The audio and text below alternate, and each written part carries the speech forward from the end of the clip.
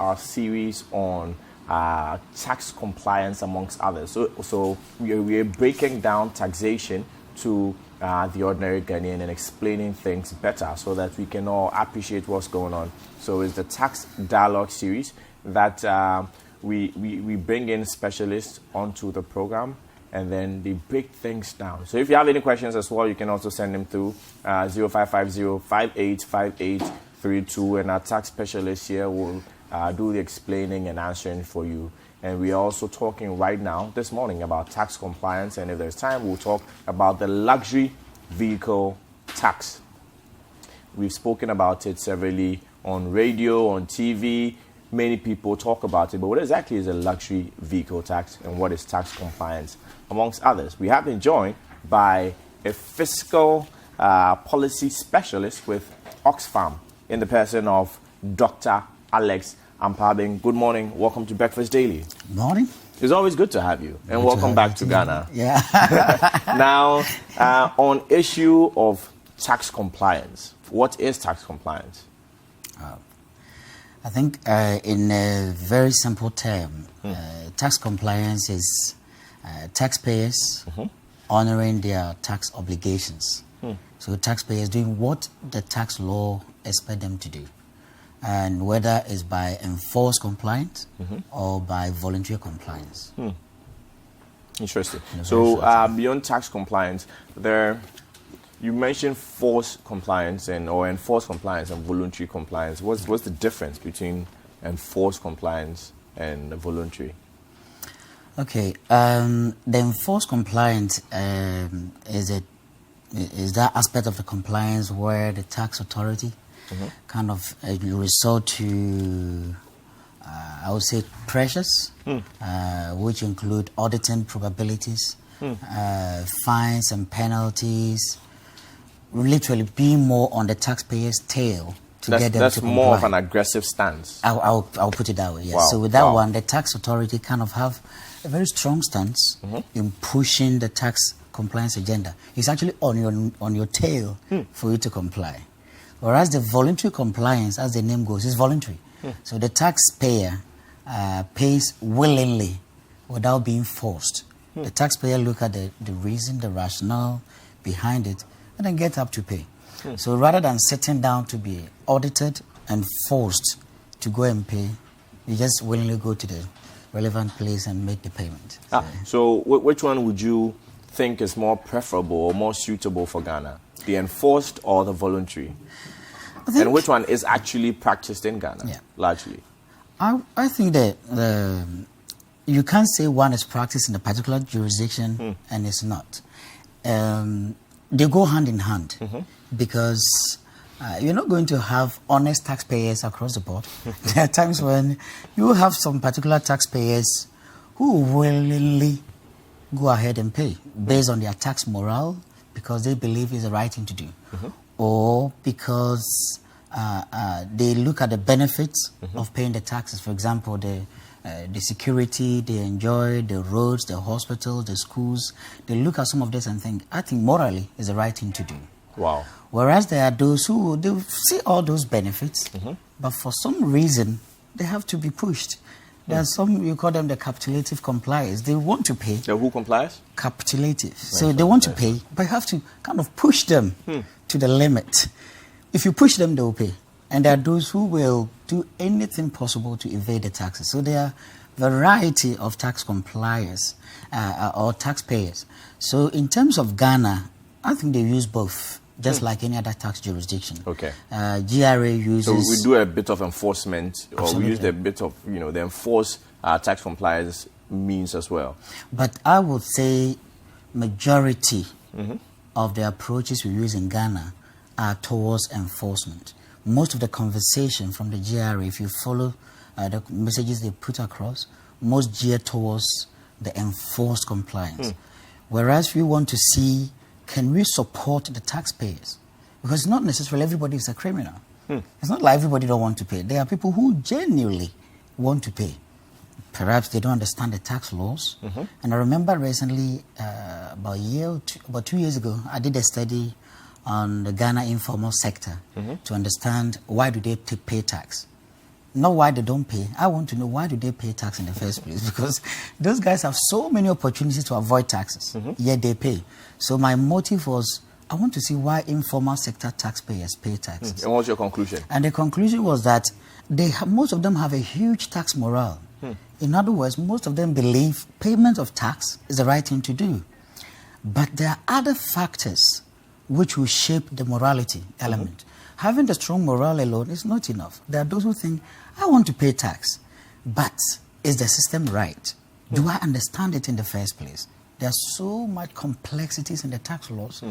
Sometimes, I think last week or the week before, I was making this statement here, like if you go to the GRA website, for example, most of the information there are so complex, and it's very difficult for a taxpayer, ordinary taxpayer who is not a tax expert or not a lawyer, to be able to digest the content of those even with lawyers, it's a bit difficult to break all those things down. That's one thing I must say. Regular law students, maybe doing LLB, would find tax law or Ghana laws on tax one of the most difficult subjects. So I'm even wondering how a regular person might, who hasn't really sat in a classroom to study taxation or tax law, how they'll be able to appreciate this. So for a person like that, I'm feeling maybe the best thing that will move the person to actually pay taxes is either fear of punishment or 100%. When the person is convinced that my money is being put to good use. Yeah, and I think that really answers why I said mostly the approach adopted by Ghana is predominantly on the enforced compliance. And the problem with the enforced compliance approach is that you end up spending more money. Wow. Because it's hugely expensive. You constantly have to send GRA staff to go around monitoring if people are paying. You constantly want to have people on the watch. It costs you more to deploy. And you need more staff because you're close to 30 million Ghanaians. Yep. You need more staff. And as you see, there are cars passing most of the time, going around, closing shops. And I'm not saying it's bad. It is good. Because definitely there are those who will want to evade no matter what. But from what you're saying, it's even self-defeating because if your aim is to collect revenue and you are spending a lot to collect the revenue, then you are making little for the state. And that was the point I raised, I think, on our first session when we were talking about the core principles of a very good tax. Economy was one. You don't want to spend substantial amounts in the tax collection because that diffuses the purpose. So what we want to do is to have measures in place that will increase the voluntary compliance level whilst you keep the stick, because you have the carrot and the sticks. So once you keep the stick and deploy as and when, but then make sure most of your approaches are very supportive. There's intensive tax education, which I think tax knowledge generally is very poor. And I remember going around asking people why they pay taxes. And one of them just said, sometime I'm here and GRA people will just come and say, this is how much you have to pay. So to me, if I'm a tax person leading GRA team, going to that person, I'll be very worried. But how are we even sure of the amount of taxes being collected? Because barely yesterday, this is not GRA, this is AMA, somewhere in Accra Central. The AMA official told me that if I park this way, on the same space, so if I park facing the wall, it's 10 cedis. If I park on the side, if I park facing the side, it's 5 cedis. It made no sense at all to me. So when a GRA official comes to you that this is how much tax you're owing, how are you even certain that this is the amount of tax you're supposed to pay and he's not overcharging you? And that's also another project we did also on this type of tax normally which covers the informal sector is what we call the presumptive taxes. Because within the informal sector, we don't have, they're not paying taxes based on profit. So the amount of tax they pay is on presumption. They presume that this is how much your business is worth, this is how much profit you're making. So on that basis, this is how much tax you pay. So it's entirely subjective, more or less. But there's nothing wrong with that. It's used across all the world, both developed and developing countries, even across Europe. Presumptive tax will never die. But what is missing in Ghana, in France, for example, they call it forfait. The French people might forgive me, for faith system. In Israel, they call it the takshiv.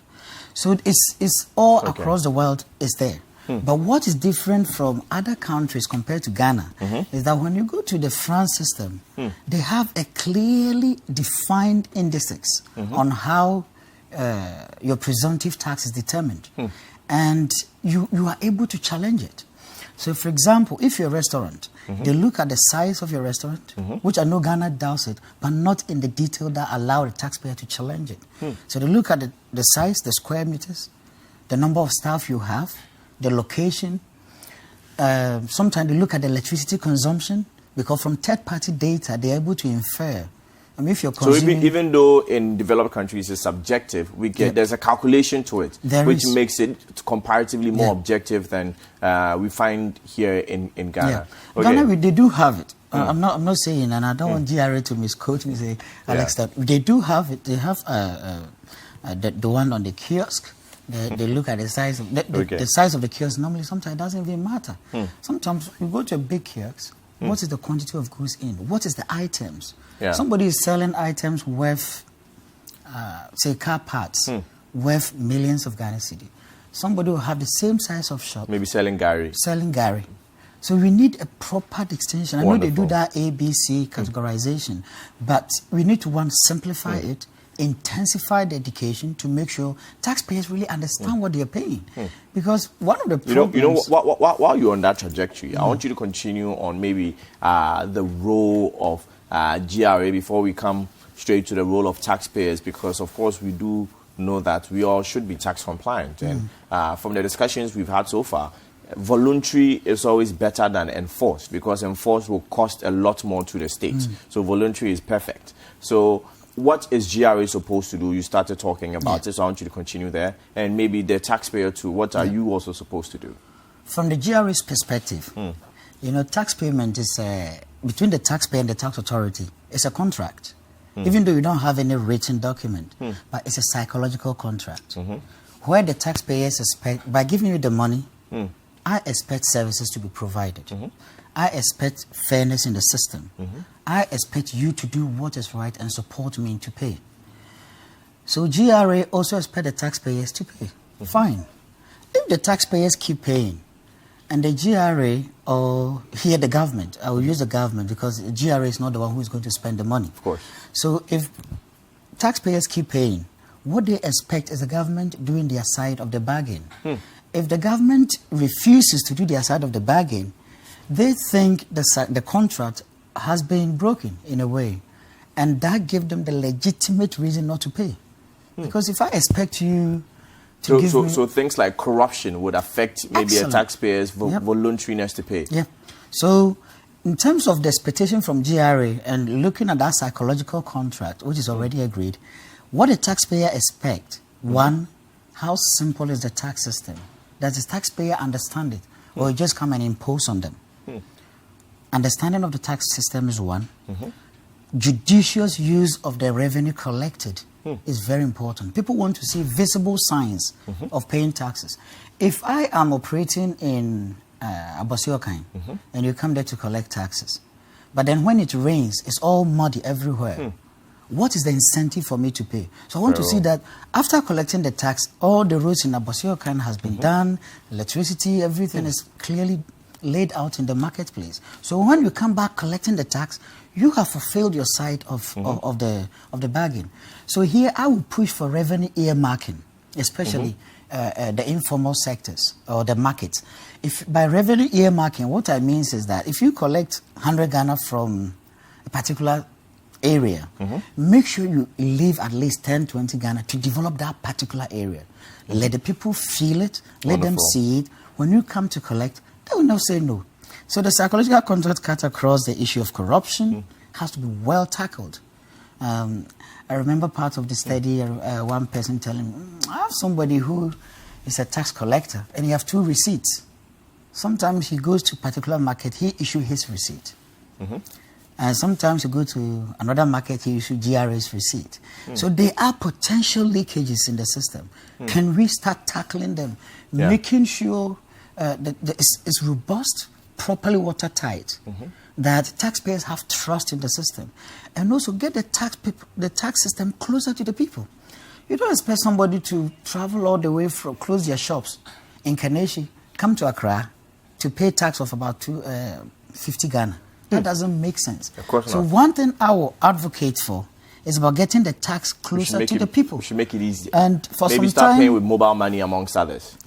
For some time, I've been advocating for what I describe as a tax kiosks. And I think it's one thing that will make a huge difference for the informal sector. By tax kiosks, what I mean is if you have, if somebody operates in a market, say, which market is it? Adabraka market. Adabraka market, yes. Can we have a mini GRA office there in the form of a kiosk?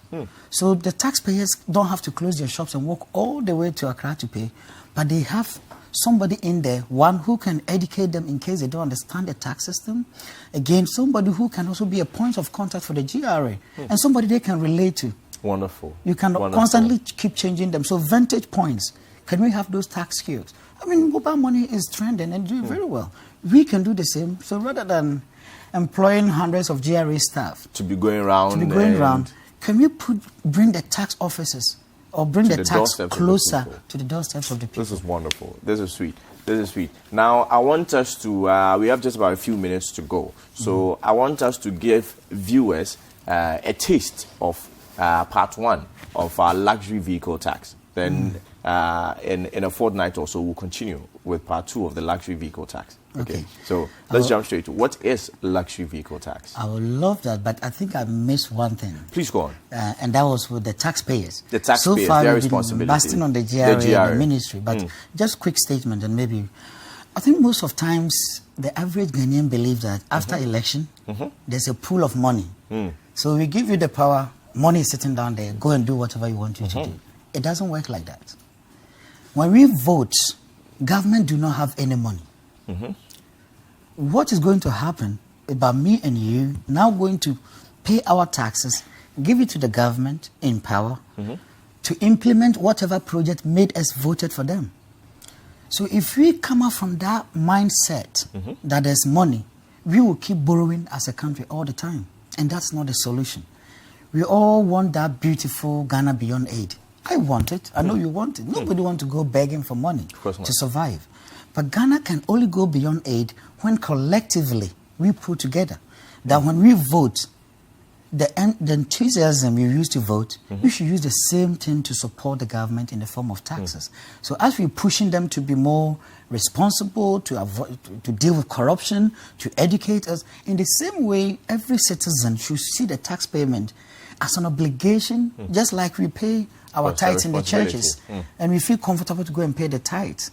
Well, because maybe you believe God will do wonderful things to us, the pastor is building the churches, and the same way, let's put that energy in. And if you see a friend or somebody who is not a friend, somebody who is not compliant, because sometimes people are not paying because their friends are not paying. So we need to also get people involved in the compliance process. Get them, don't just put the tax system away from them.